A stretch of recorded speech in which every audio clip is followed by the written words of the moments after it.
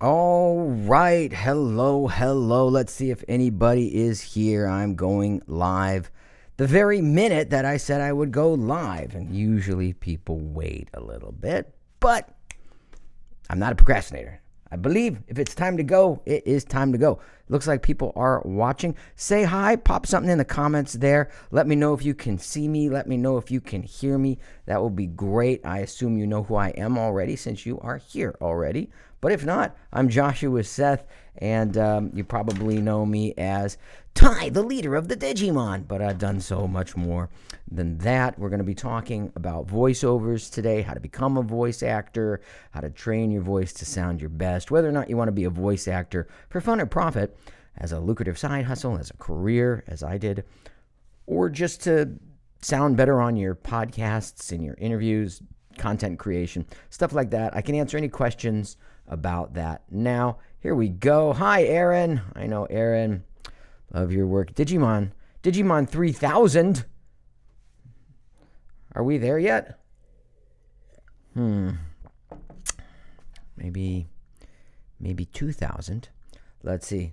Hello. Okay, we have people. I assume you can hear me. Just give me a thumbs up or say something if you can hear me. Also, let me know if you can hear things like this applause, because it has been a while since I have done one of these lives. Surprisingly, I have been very, very busy since COVID hit. All kinds of virtual shows, virtual speeches, virtual classes for voice actors, and which I'll be running a voice acting workshop this weekend. That's why I thought I'd jump on and answer questions for people if they want right now. So looks like things are working. If they weren't, I would assume I would get some feedback. Let's go to it. Shall we go to it? Let's go directly to the content. Here we go.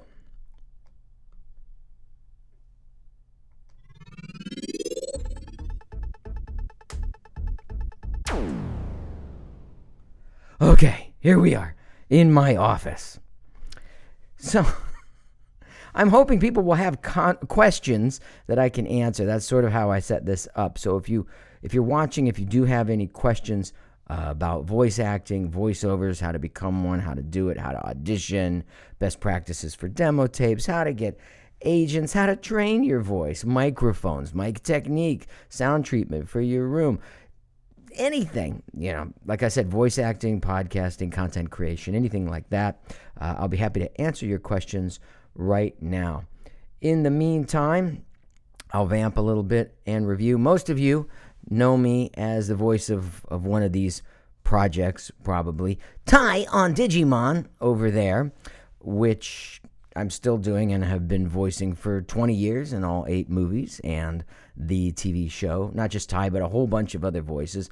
I was the first Tentoman, and I played Mortyman, and a bunch of other characters until the producers decided there's too much Joshua Seth in season 1 of Digimon, and they started hiring other voice actors, which is fine. Lots of work to go around.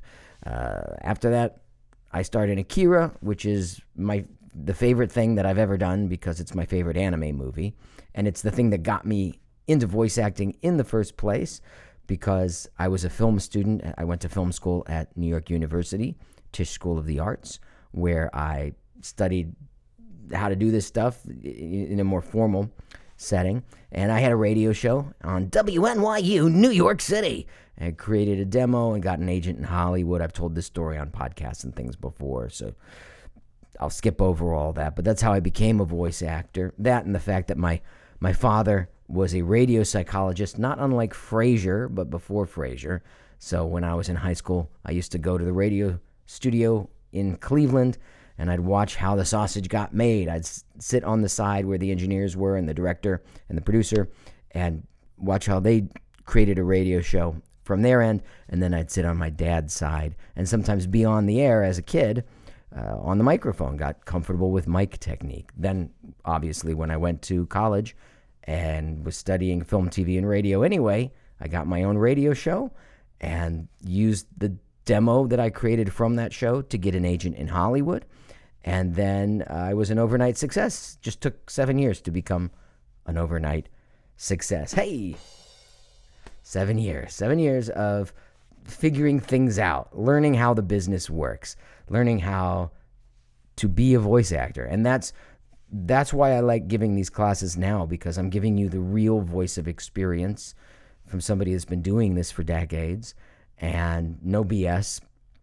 Like I said, put your questions in the comments when you have them, because this is what this is all about, so I can answer them for you, not just so I can talk about myself. I'm just talking about myself until you guys ask me some questions, basically. And there's a lot of teachers out there that their objective is to sell you stuff, more classes, demo tapes, that sort of thing. I get it. It's a business, but that's not my objective. My objective is to share my knowledge, and it was hard won. Like, it took me a long time to figure out how to be a successful voice actor, how to have a successful career in voice acting, and not do it as a hobby, but really do it as the main thing, as the career. And once I hit with Digimon, I worked nonstop for 5 years, after which I kind of famously quit at the top of my career, at the top of the business, so that I could go on tour and do live shows, which I've never regretted for a second, because I got to tour and travel the world and meet people. And now, because of COVID, everything is shut down, and I'm back in a studio, essentially. So that's where I am now. Oh, I will mention one thing here before I get to your questions, which is this microphone cost about $99, and I did pickups. In other words, I did like last-minute lines and changes and additions for that movie, Digimon Adventure Kazuna, last year from my own home. And that just proves that anybody can do this now from anywhere. You don't have to move to Los Angeles like I did, or New York City like I did, in order to be in the business. You can literally do it to some degree, with some level of success, anywhere in the world, and you don't even need a lot of money to do it. This is a $100 mic, and I have a basic mixer, but you don't necessarily need that. I'll show you a mic you can use that a lot of my students use a little bit later. I have a slide set up for mics a little later on, but most people know me from these movies, so that's why I thought I'd start there. All right, let me just say this before I get to questions. Oh my gosh, I have a lot of people watching now. Look at this. Look at all these people watching. That's pretty cool. Hi, everybody. Hi. Thank you for being here. All right. The main thing I want to say before I get to your questions, which hopefully will be coming in text any minute, is this. Voice acting is acting. Say it with me now. Voice acting is acting. This seems lost on people these days. When I started, acting was an art form. It was something that people sort of spent the time to learn as they would any other art form. It was understood and accepted that you would pay your dues, and you would learn as you go, and you would just want to sort of be in the environment first and learn from people who came before. And just, it's the same. I mean, it's the same with any art form. Like, there's a process of learning at a distance, which you're doing right now, and then learning on set or on site or in the studio, whether you're observing or you're like a bit player, and then eventually graduating to where you yourself star in the show, or the star of the show. Everybody wants to skip this part. They just want to make money right away. How can I make money in voiceovers? They don't even say voice acting. They say voiceovers. That is a big mistake. Yeah, you can do it. You can make money in voiceovers. I guess you go online and book a non-union commercial or something and make some money, and you can do that right now. Yes, you can do that. That's not what I'm teaching. Because what is there to teach? What is there to learn? That's very transactional. I mean, go on Fiverr and charge $5 and somebody will book you today. That's not the point here. The point is, acting is a process of self-discovery, of creating characters, of self-expression, of sharing your essence as a human being with others. And it's a process of bringing to life what is written on the page, so that when you speak it, it sounds like it's coming out for the first time, unrehearsed and unaffected. so that it sounds natural and so that it captivates the attention of the listener and their imagination as well. You do this by acting, learning how to use your voice as an instrument, how to create characters, how to do scene work, how to maintain characters once you've created them so that you can go back to them at different sessions, maybe for me, sometimes years apart, and still hit it sound exactly the same. There's a system and a process and techniques that you can learn to do these sorts of things. It's acting, okay? So if you learn nothing else from me in this Q&A than that, please take that away. Voice acting is not just transactional. It's not just like, well, I have an interesting sounding voice, and so people say that I should do voice acting because I sound interesting. So what? Lots of people sound interesting. That doesn't mean you can sustain it over a 2-hour or a 4-hour recording session or many episodes of a cartoon or something, or that they'd even want to hire you for one voice. Typically in animation contracts, for instance, one of the reasons I did those smaller parts in Digimon, like Multimon and Tentomon, is because they could get me to do it for free while I was doing Tai, because that's how the contracts are written. Three voices for the price of one, for instance. So it's good to have some versatility as well. Now, we've got some questions coming in, okay, I'll jump to the questions. Let's see. Here we go. And Robert Ryan gets it. Yes, voice acting is acting. Good. I knew if I just said it over and over, someone would hear me. Okay, Aaron is saying, how did you come up with the voices for Motimon? I'll just stick with that one because I happen to remember it. So one of the techniques I teach my voice acting students is to come up with a catalog of characters that you can do and that you can reference when the time is right. I have some that I put on my very first demo coming out of college 20-some years ago that I've never used, that I can still do. Back then, I wrote them on index cards, and I would come up with a line, like a tagline, that would remind me of the character. Some sort of physicality, like maybe they're very nasal, or maybe they have some sort of like a tick or something, or a weird laugh, and I'd write that down on the index card. Now you can do it on your phone, obviously. And then I would name the character, like I had a character, Mr. Snebbly. And Mr. Snebbly, I always imagine him with big, round Coke bottle glasses, and he's always pushing the glasses up on his nose. And I have that written down on the card. And then his line to get me into it is just, I'm Mr. Snebbly. Hello, I'm Mr. Snebbly. There's not much to it, but let's say there's something written on the script that you're auditioning for, and it says, okay, this is like a student, like a grade school student, 10-year-old student, and he's very bookish and nerdy, and the other kids are all picking on him by the end of the series. You know, he finds his courage to whatever, but at this point, he's kind of nerdy like that. Well, I would do Mr. Snebbly, but I would just young him up a little bit, like this, and sound a little younger. So this is a long way around answering this question about how did I come up with the voice for Motimon. So one of those characters in my catalog of voices was the new Shmoo show. And this was a forgotten about cartoon from when I was a kid. And Shmoo sounded sort of like a character that Howie Mandel used to do back in his stand-up days. He would call this character Bobby, and he would pretend to like suck in helium. That was a Howie Mandel character. And I just combined that character with the Shmoo, and then I got Motimon. It's got the helium aspects of the Bobby, and it's got, if you knew what Shmoo sounded like, elements of that.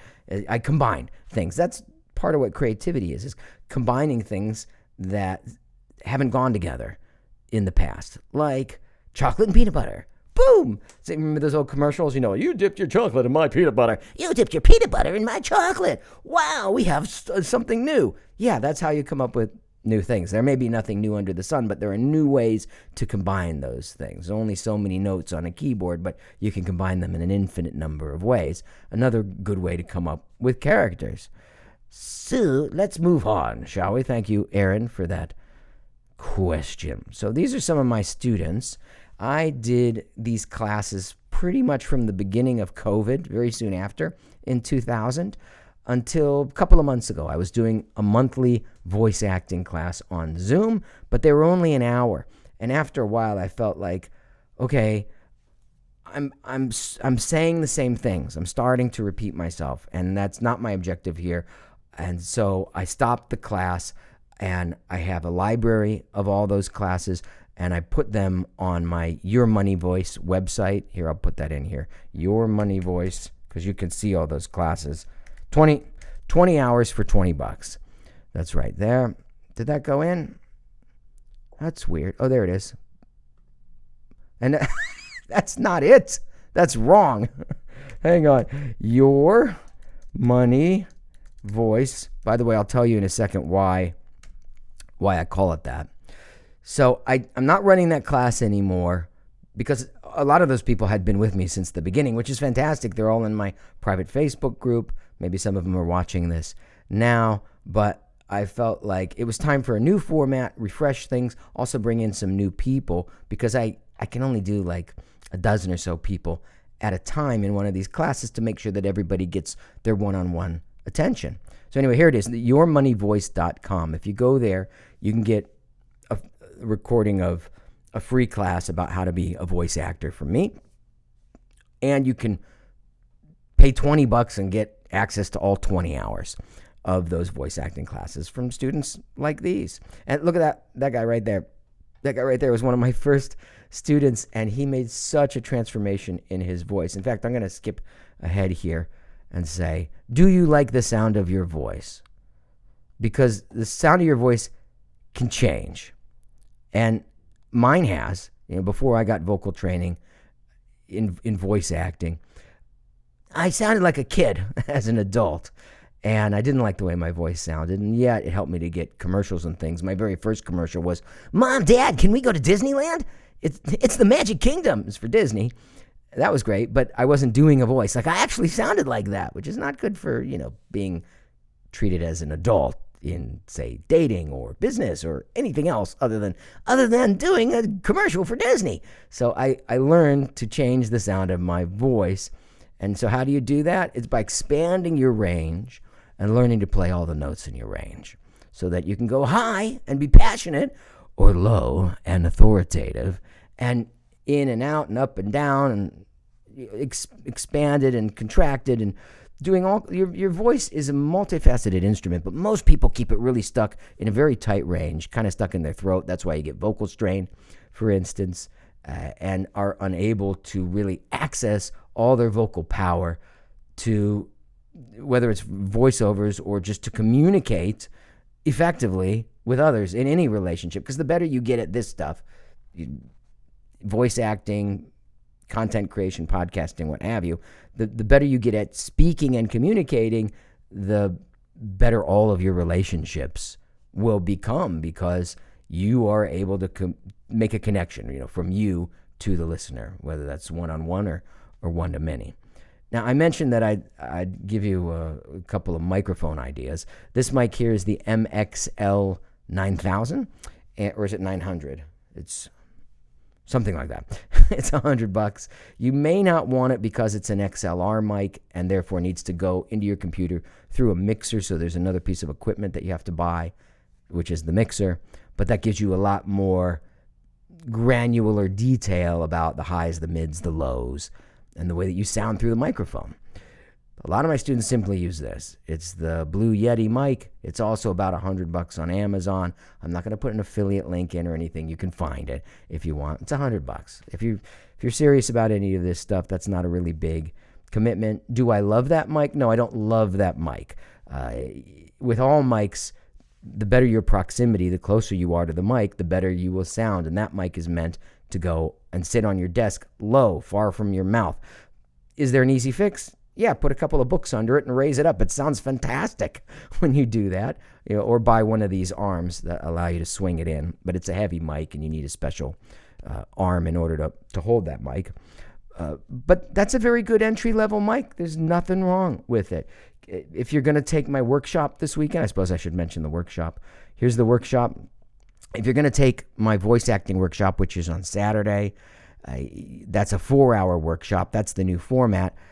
You need some sort of a microphone, but people have done it with just their Apple AirPods, for instance. They don't sound ideal, but they get the job done for something like this. You're not going to be able to put something like this together by this weekend, but you could get a Blue Yeti for $100 on Amazon and have it delivered in 2 days if you wanted that. We have another question from Robert. What's he saying here? Robert's saying, have you heard anything about an English dub for the new Digimon reboot currently airing in Japan? Would you return if asked? I will answer the second question first. Would I return if asked to Digimon? Yeah, I always say yes. Will I know anything about that in advance unless the fans tell me? No, nobody tells me anything because I don't live in LA anymore.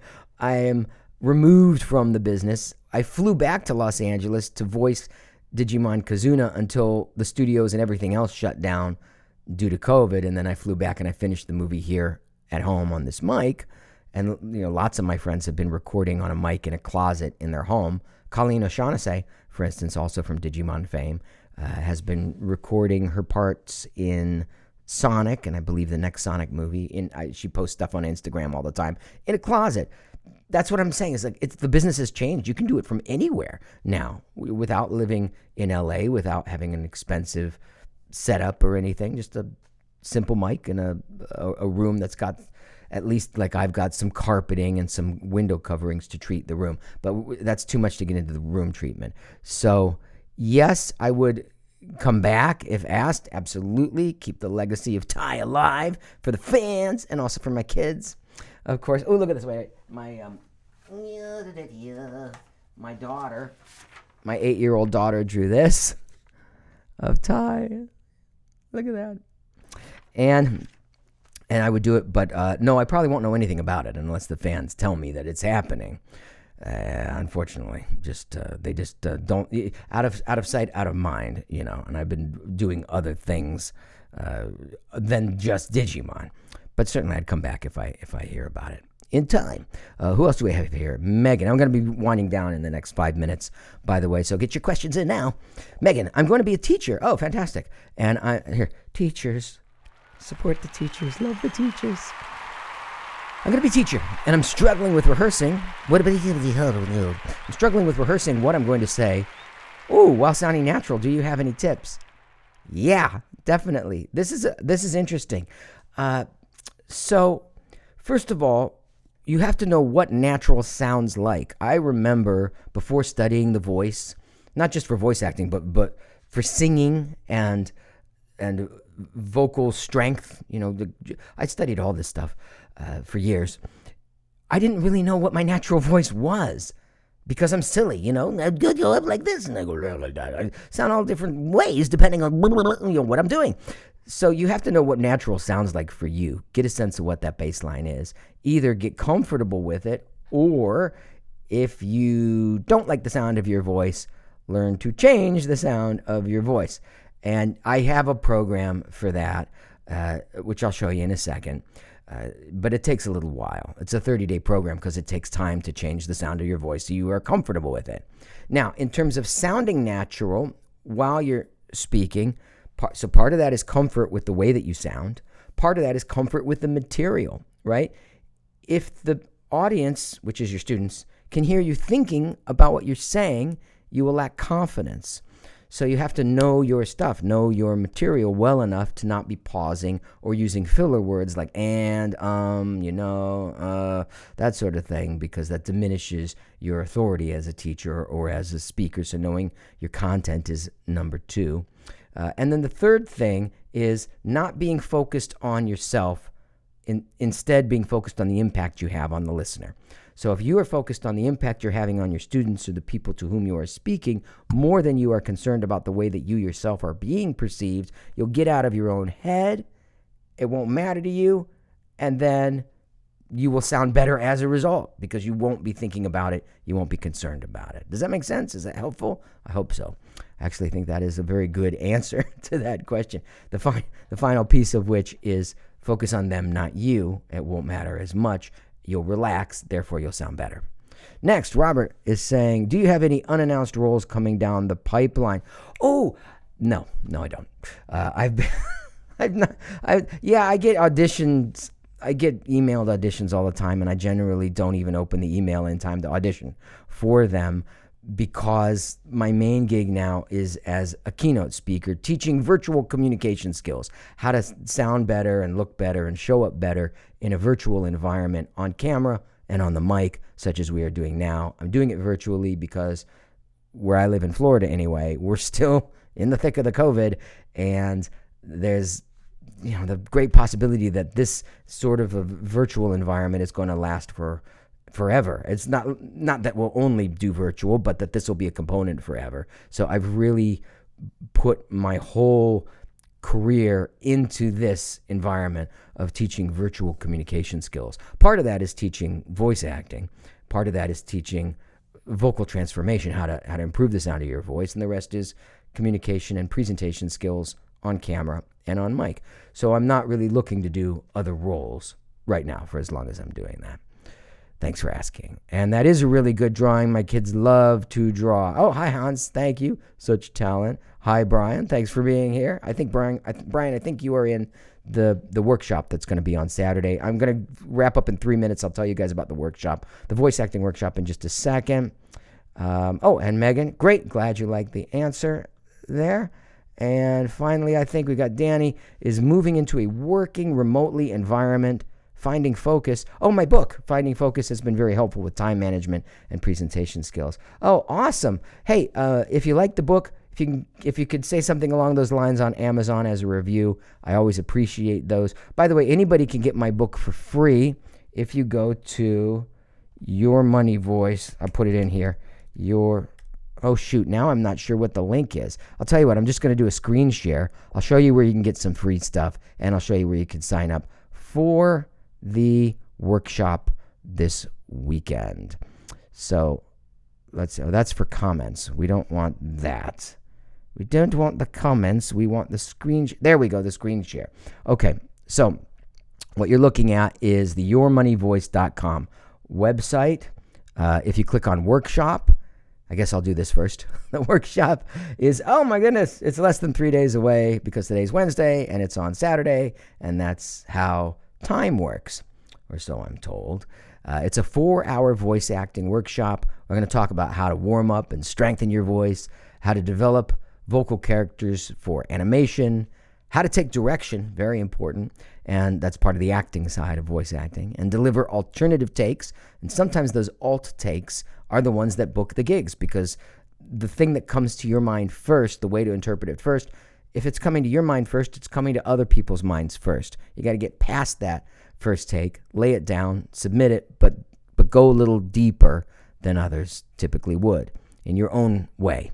We'll talk about that in the workshop on Saturday. How to improve your mic technique and your home studio setup. How to do cold reading and improve the quality of your performance. How to create demos that can catch the ear of the clients and agents. We're not going to actually create demos, but I'll talk about what makes for a good demo. And then you'll be, as a student, you'll be able to be in my private Facebook group, and you can always, people submit their work in there, and I continue to review it and give feedback. And so much more. Bonuses, class recordings, Facebook group, blah, blah, blah, blah, blah. How much is it? I'm just very straightforward in the pricing. It's $200 unless you've already taken my monthly classes, in which case you were emailed an alumni discount link for less than that. So it's $200 for all 4 hours. It's a small class environment, like a dozen people, honestly. And it'll be this Saturday. What do you need? You need access to the internet, a computer, and a mic. And the mic can just be, if you don't have anything else, AirPods or something that's connected to your computer. Now, a couple other things while you're here, okay? Not everybody's got $200 or is ready to do this. How about free? Do you like free? We've also got free.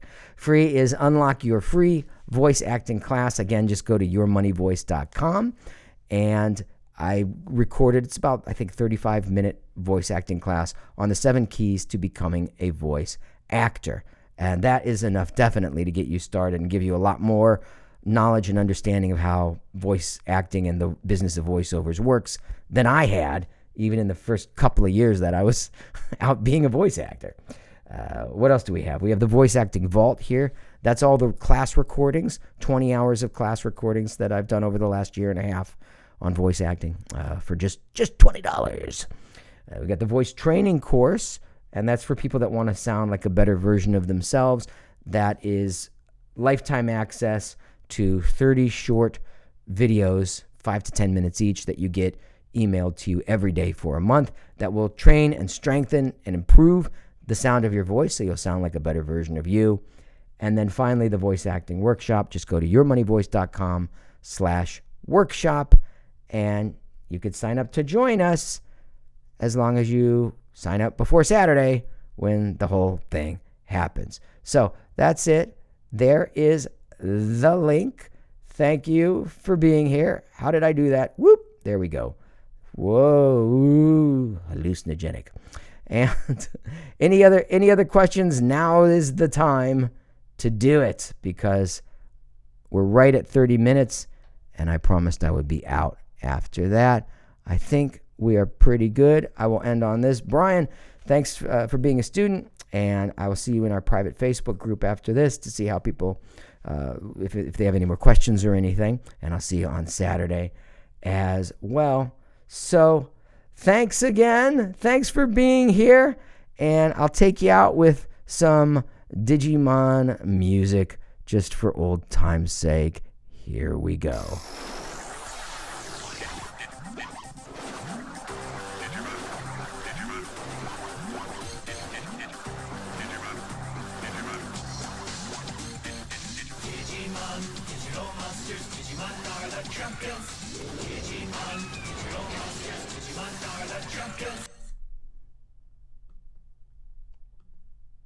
Bye-bye.